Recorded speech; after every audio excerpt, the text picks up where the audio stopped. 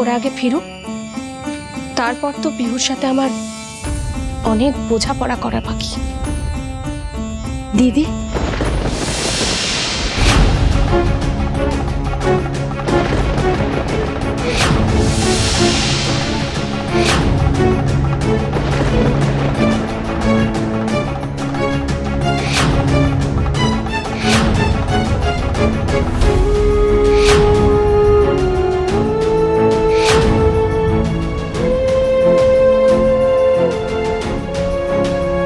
ভাই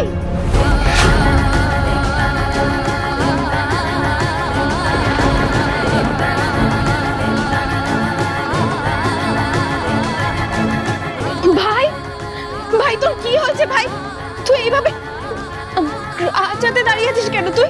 দিদি দিদি রিল্যাক্স দিদি, কি হয়েছে আমাকে একটু বলবি তুই? রিল্যাক্স দিদি। না, তো- দিদি রিল্যাক্স, আমার কিছু হয়নি, আমি ঠিক আছি, আই এম ফাইন।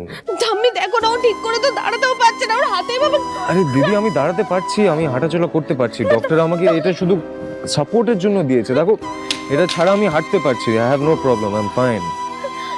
তোর তোর মাথায় খুব লেগেছে না? আর হাতে এভাবে এত চোট, কোথায় কষ্ট হচ্ছে আমায় বল না তোর। দিদি দিদি রিল্যাক্স রিল্যাক্স, তুমি প্লিজ এরকম প্যানিক করো না, দেখো সামান্য একটু চোট পেয়েছি, ডক্টর আমাকে ওষুধ দিয়েছে, কিছুদিন ওষুধ খেলেই আমি ঠিক হয়ে যাবো, রিল্যাক্স দিদি।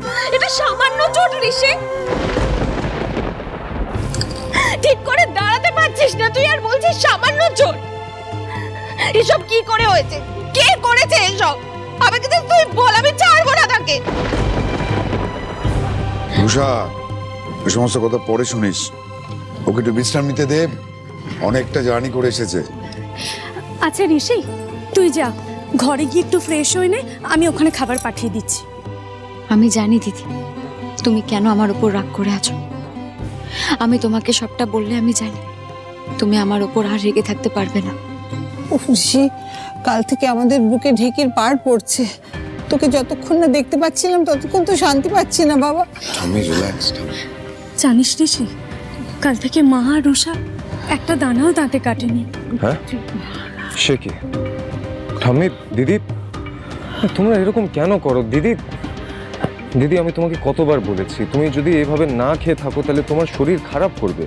আমরা কি করে খাবো বলতো? কালকে যখন থেকে নিউজে দেখেছি তোর উপর অ্যাটাক হয়েছে, জানিস আমাদের কি অবস্থা হয়েছিল? তার উপর ওখানে কি হচ্ছে, তুই কেমন আছিস, কিভাবে আছিস, কেউ তো একটা খবর দেওয়ার প্রয়োজন মনে করেনি। আর তুই বলছিস আমরা স্বাভাবিক থাকবো কি করে ভাই? সত্যি তো বল।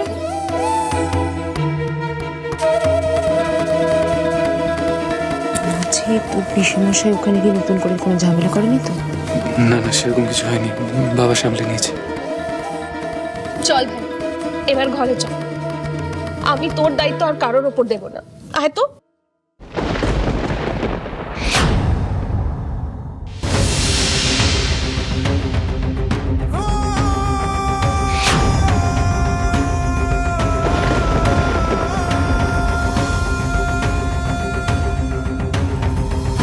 দিদি আমি তোমায়, আমি তোর কোনো কথা শুনতে চাই না। আমি শুধুমাত্র তোর ভরসায় ভাইকে বৃষ্টি বাড়ি পাঠিয়েছিলাম। তুই যে আমাকে কথা দিয়েছিলিস ভাইকে সমস্ত বিপদ থেকে আগলে রাখবি, তুই তোর কথা রাখতে পারিসনি পিহু।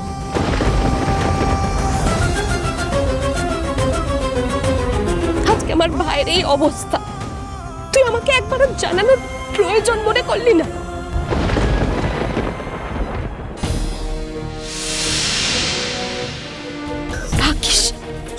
ভাগ্যিস সৌমেন ওখানে ছিল। ও যদি আমাকে সবটা না জানাতো তাহলে তো আমি দুশ্চিন্তায় শেষ হয়ে যেতাম। ও ওখানে নিজে থেকে পুলিশের সাথে কথা বলে আসল অপরাধীকে খোঁজার চেষ্টা করছে, আর তুই ওখানে থেকেও কিচ্ছু করতে পারিসনি, কিচ্ছু না।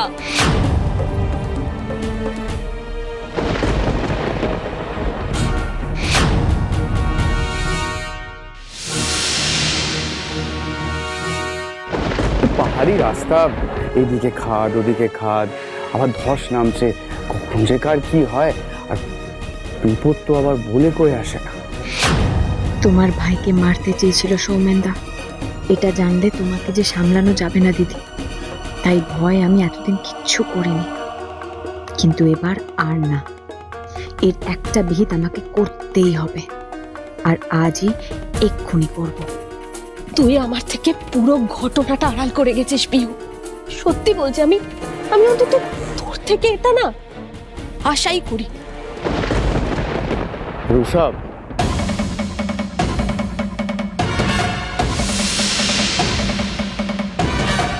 তুমি পিহুর ওপর একদম রাগ করো না। দেখো, তুমি চিন্তা করবে বলেই তো তোমাকে বলেনি, তাই না?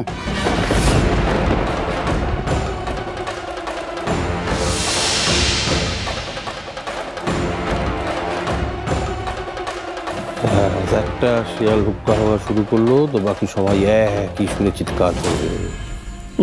দুশ্চিন্তা দিতে চাইনি তাই নাকি জানাইনি। হুক্কা হওয়ার দল। দিদি, আমি ওনাকে বারণ করেছিলাম কিছু জানাতে। আমি তো জানি আমার এসব হয়েছে জানলে তুমি কিভাবে প্যানিক করবে। বাহ ঋষি, বাহ, তুইও এখন পিহুর সাপোর্টে কথা বলবি।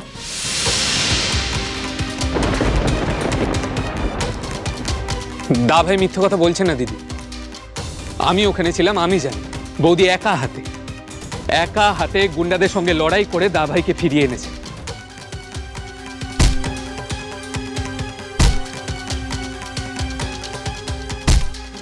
প্লিজ দিদি, তুমি বৌদির ওপর রাগ করে থেকো না।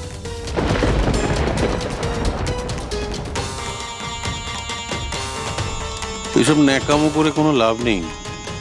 পিহু যে ভুল করেছে সেই অপরাধে যদি পিহুকে ঘাড় ধরে বের করে দিতে পারো তাহলে বুঝবো।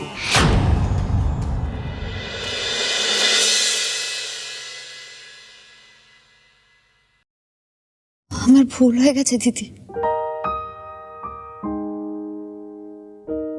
আমায় ক্ষমা করবে না?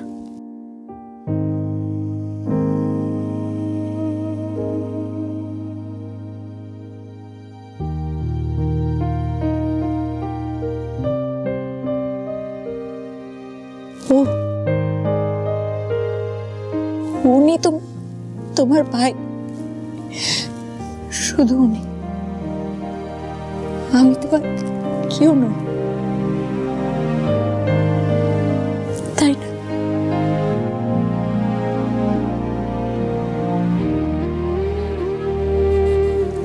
আমি তোমাকে কোনোদিনও কিছু না বলে করেছি দিদি।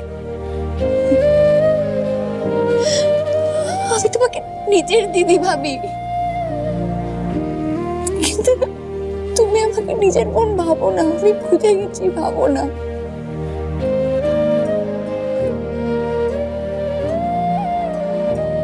যদি ভাবতে তাহলে একবার হলেও আমার কথাটা ভাবতে।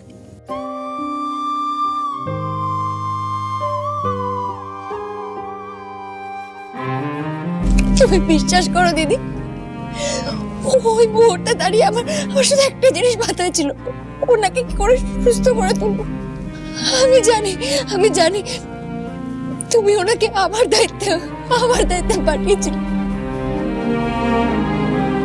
আমি তোমার বিশ্বাসের দাম রাখতে পারিনি দিদি, কিন্তু সেই জন্য তুমি আমাকে শাস্তি দাও। তুমি যা শাস্তি দেবে আমি মেনে নেব দিদি, তুমি যা শাস্তি দেবে, কিন্তু আমাকে এভাবে পর করে দিও না, আমার দিদি বেঁচে থাকলে ঠিক আমায় ক্ষমা করে দিত। তুমিও তো আমার দিদি, তুমি তোমার ছোট্ট বোনটাকে ক্ষমা করে দেবে না দিদি?